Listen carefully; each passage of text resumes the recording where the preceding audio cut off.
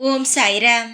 என் அன்பு செல்லமே, என்னுடைய அன்பு தங்கமே, உன் மனம் உறுத்திக் கொண்டே இருக்கிறதா? தவறு செய்து விட்டோமே. சில நாட்களுக்கு முன்பு நம் இந்த தவறு செய்யாமல் இருந்திருந்தால் நம் வாழ்க்கையின் நிலைமை இப்பொழுது இந்த மாதிரி மாறி இருக்காதே.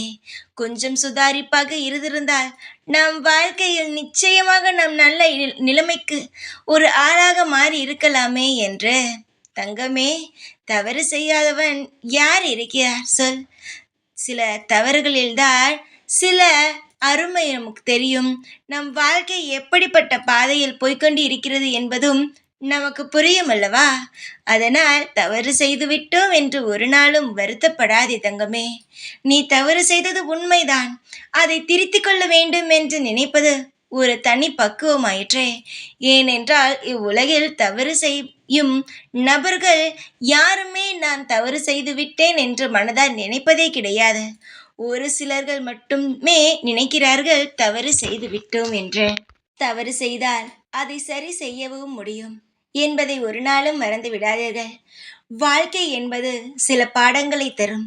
அந்த பாடங்களை வைத்துதான் அடுத்தடுத்து நம் வாழ்க்கையை சரி செய்ய முடியும். நம் வாழ்வில் ஒரு விஷயம் நடக்கும் பொழுது மிகப்பெரிய அடி விழும். அப்பொழுது நினைப்போம், என்ன ஒரு வாழ்க்கை என்று. அதுவே இன்னொரு பக்கம் அதே ஒரு விஷயம் நடக்கும் பொழுது, இதை நாம் செய்யக்கூடாது, அன்று செய்தோம், அதனால்தான் இவ்வளவு பெரிய அனுபவம் நமக்கு கிடைத்தது என்று நினைத்து கொண்டு நம் சில விஷயங்களை செய்யாமலேயே விட்டுவிடுவோம் அல்லவா? அதுதான் சில சமயம் நமக்கு உபயோகப்படும்.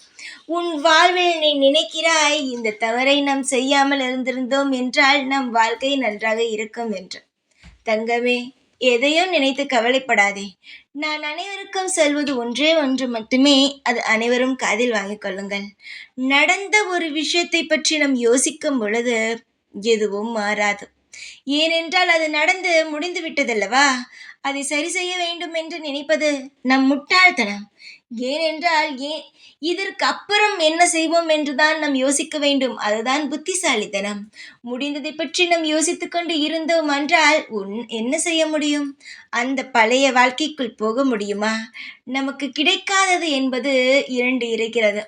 வாழ்க்கையில் அது ஒரு முறை போனால் அடுத்த முறை அது கிடைக்காது. ஒன்று நேரம், இன்னொன்று பழைய வாழ்க்கை. அதாவது இப்பொழுது இருக்கிறாயே அந்த வாழ்க்கையை விடு. இதற்கு முன்பு வாழ்ந்தாய் ஒரு வாழ்க்கை, அது உன்னால் திருப்பி கொண்டு வர முடியுமா? முடியாதல்லவா? அதனால் அப்பப்போ பழைய விஷயங்களை நாம் மறந்துவிட வேண்டும்.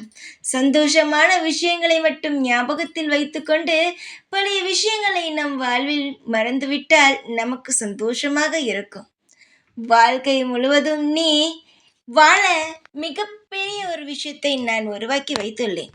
செய்து தவறியும் நடந்த விஷயத்தையும் பற்றி யோசிக்காமல் இப்பொழுது என்ன செய்யலாம் என்பதை மட்டும் யோசித்து அதற்கான முடிவை எடு.